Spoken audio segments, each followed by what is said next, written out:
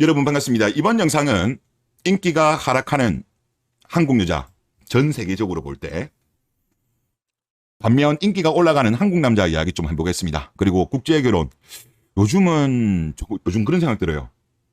선택이 아니고 필수가 아닌가라는 생각이 좀 많이 들어요. 그래서 그 이야기도 좀 한번 해보려고 하는데 정부 발표에 따른 통계 자료를 보더라도 한국을 찾는 관광객을 보면 2000년 초반만 해도 초중반만 해도 여자들보다 남자들이 한국을 많이 왔습니다. 하지만 지금은 여자들이 더 많이 와요. 그리고 남자 관광객에 비해서 차이도 많이 납니다. 이거는 아마 제가 볼 때는 여러 가지 이유도 물론 있겠습니다만은 한국에 대해서 외국 여자들이 한국 남자에 대한 관심도가 올라간 영향이 크지 않을까라고 생각해요. 반면 외국 남자들이 봤을 때 한국 여자에 대한 매력이 떨어진 거죠. 더군다나 요즘 같은 경우는 뭐 유튜브라든가 뭐 커뮤니티라든가 SNS 이런 게 엄청나게 발전되다 보니까 한국 여자에 대한 정보가 외국에서도 많이 알고 있죠. 그리고 입소문도 많이 났고, 그러니까 한국 여자에 대해서 부정적인 평가가 많아요. 반면 한국 남자들에 대해서는 긍정적인 평가가 많습니다. 또 우리나라 드라마도 영향을 미쳤다라고 생각이 들고, 그래서 외국 사람들은 한국 남자에 대해서는 성실하고 책임감 있고 스윗하고 이런 걸로 소문이 나 있어요. 그래서 한국 남자를 만나고 싶어하는 외국 여자들이 계속적으로 늘어나고 있습니다. 그래서 국제결혼 관련된 통계 자료를 보더라도 한국 남자와 외국 여자의 비율, 즉 반면 이제 한국 여자와 외국 남자의 비율로 봤을 때 남자 쪽이 국제 결혼하는 비율이 계속적으로 올라가고 있어요. 네, 그래서 제가 봤을 때는 아마 이런 흐름은 계속적으로 이어질 것 같고, 한국 여자들의 국제 결혼 같은 경우는 상대적으로 검은 머리 외국인이 많아요. 아시겠지만 실제는 한국 사람인데 부모님은 미국의 시민권자, 뭐 캐나다 시민권자 이런 케이스가 많다 보니까 실질적으로는 한국 남자가 지금 국제 결혼을 많이 하는 거고, 그리고 이제 미국에 있는 그 흑형들, 버거형들 같은 경우도 지금 외국 여자를 많이 만나려고 하잖아요. 패스트포트 브로스 운동이 이루어지는데 일본은 또 만납니다. 미국 사람들이 필리핀, 일본 이런 쪽의 아시아 여자는 만나지만 한국 여자는 또 안 만나요. 빠졌다는 거죠. 알고 있다는 거죠. 한국 여자가 결혼 상대로서 별로인 거는 알고 있다는 거예요. 그래서 국제결혼 같은 경우는 하여튼 한국 남자들한테 유리한 상황인 것 같습니다. 자, 댓글 한번 보겠습니다. 한국 여자 갱생하는 거 기다리는 시간이면 국제결혼을 통해서 손자까지도 다 보고도 남습니다.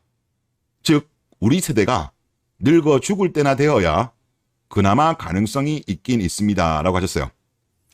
손자까지 본다는 말씀은 그거죠. 두 세대 정도는 지나야 된다는 거잖아요. 우리가 통상 한 세대 같은 경우 30년을 이야기하더라고요. 두 세대. 그러면 한 60년 정도는 지나야 좀 정상화가 되지 않을까. 한국 여자들이 정신 차리지 않을까. 그런 말씀이긴 한데, 지금 돌아가는 분위기를 보면 일단 한 세대 정도는 완전히 갈려나가야 되는 거는 맞는 것 같은데 시간이 더 오래 걸릴 수도 있을 것 같아요. 제가 그걸 요즘 뭐 때문에 많이 느끼냐고 하면 지금 저출산이 매우 심각하죠. 지금 발표가 새로운 게 나올 때마다 충격의 연속이에요. 그냥 기록을 계속 갱신하잖아요, 우리나라가. 그런데 그런 기록을 갱신할 때마다 정부의 반응, 언론의 반응, 뭐 박사, 전문가, 뭐 등등등 기자하고 뭐 여러 사람들이 이야기하는 걸 보면 여자 지원을 더 해야 된다라는 이야기로 기결됩니다. 정신 못 차렸다는 거죠. 2000년 이후로 여자를 지원해서 출산율이 떨어진 거예요. 안타깝지만.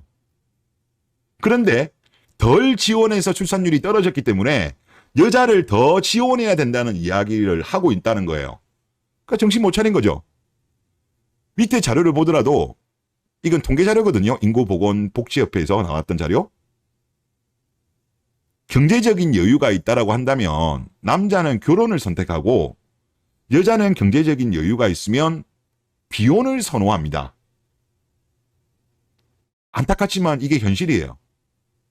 밑에 비율을 보더라도 남자는 76.8이 결혼이고 성공하거나 재정적 여유가 있으면 여자는 67.4%가 비혼을 선택한답니다.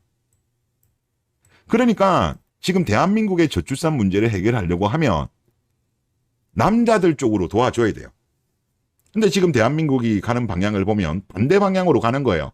반대 방향으로 가니까 얼마 전에 제가 영상을 찍어서 올렸지만 행정자치부에 있는 주민등록, 출생아 등록을 보면 전년 동을 대비해서 급감했잖아요. 근데 계속 잘못된 방향으로 가는 거 보면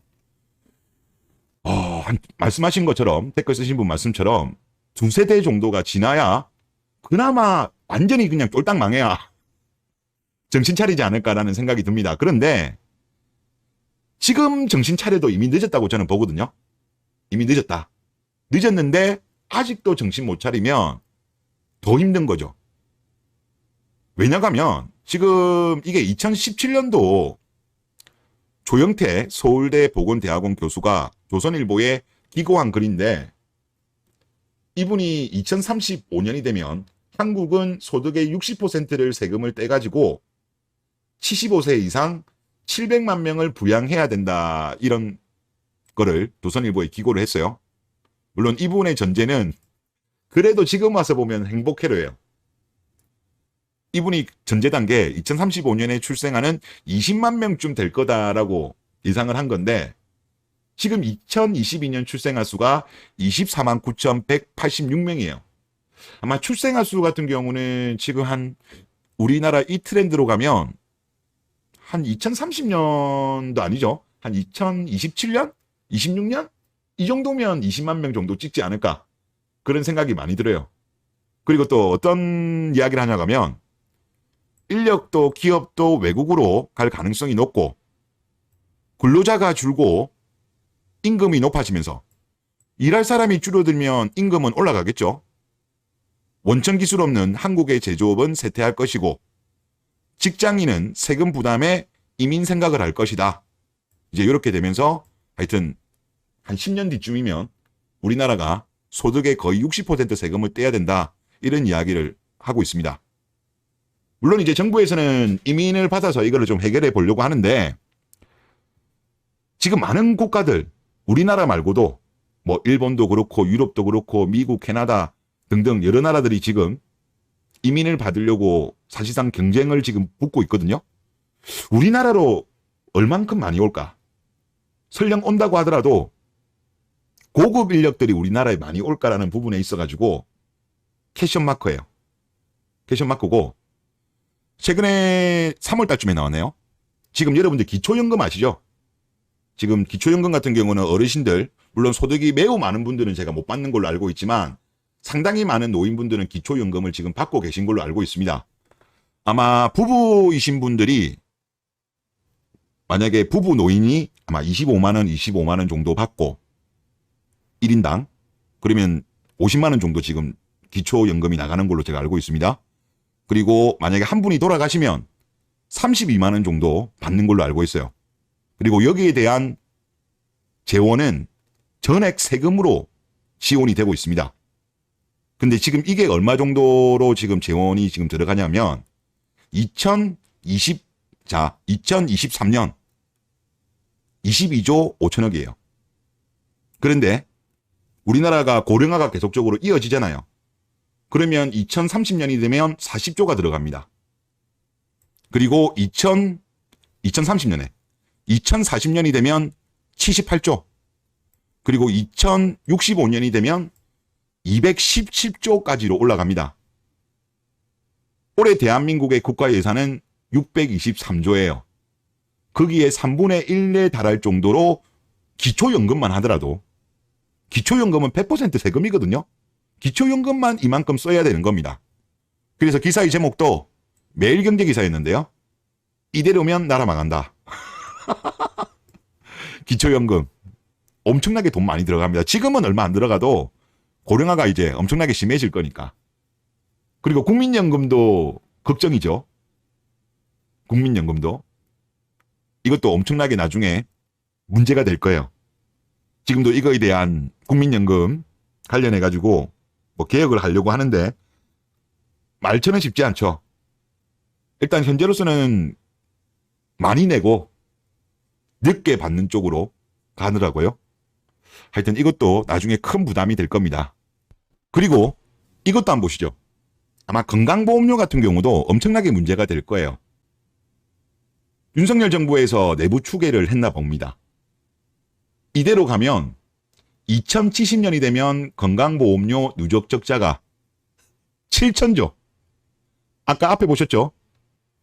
올해 국가유산이 623조인데 지금 건강보험이 이대로 간다면 지금 올해 국가 예산의 10배 정도가 누적 적자가 된다고 합니다. 그럴 수밖에 없죠. 젊은 사람은 얼마 없는데 나이 든 사람들, 병원에 많이 가시는 분들은 늘어나니까 건강보험도 엄청나게 문제가 될 거예요. 그리고 요즘 많이 생각이 드는 게 지금 한국 미래가 어둡다 보니까 탈주 준비하는 분들이 많잖아요. 지금 세금 엄청나게 늘어날 거니까 한국에서 확실하게 뭐 좋은 일자리라든가 고소득 얻을 거가 아닌 것 같으면 지금 탈주선 준비하는 분들도 좀 현명한 것 같아요.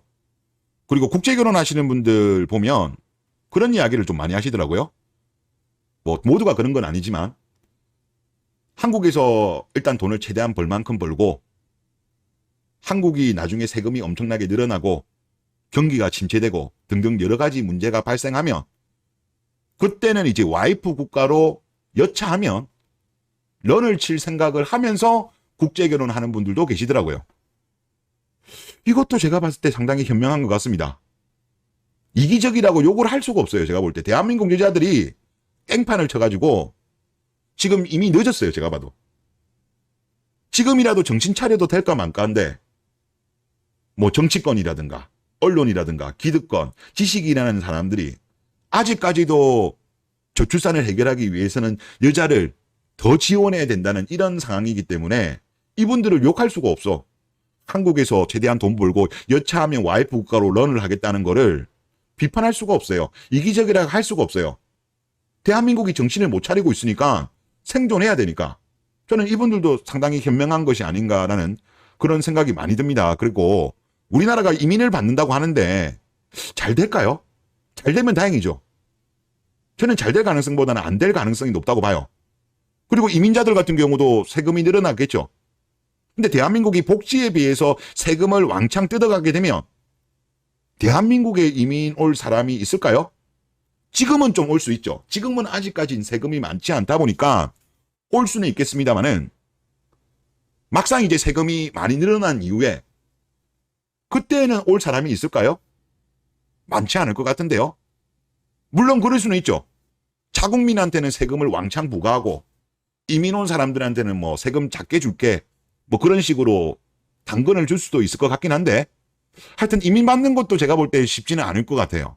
그래서 뭐 결혼한 분들 같은 경우는 뭐 어쩔 수 없지만 저 같은 경우는 기본적인 스탠스가 한국 여자를 만나기보다는 국제결혼이 낫다 아니면 비혼이 낫다 이 입장인데 요즘 돌아가는 분위기를 보면 국제결혼 같은 경우는 우리가 어떻게 본다면 선택해야 될 옵션이라고 보기보다는 지금 대한민국에 나중에 늘어나게 될 엄청난 세금 때문에 여차하면 튀어야 될 그런 어두운 미래이기 때문에 결혼한다면 국제결혼해야 되는 필수적인 분위기로 흘러가는 것이 아닌가 그런 생각이 들어요. 이거를 이기적이라고 하면 안 돼요. 대한민국 여자들이 깽판 쳐가지고 사태가 이미 되돌아올 수 없는 루비콘강을 건넌 거예요. 그리고 이거를 정상화시킬 노력도 안 하잖아요. 아직도 여자를 지원해야 된다는 그런 이야기가 나오는 상황이기 때문에 이제는 선택이 아닌 결혼을 한다면 국제결혼은 필수인 시대가 되지 않았나 그런 생각이 많이 듭니다. 네, 이번 영상 여기서 마치겠습니다.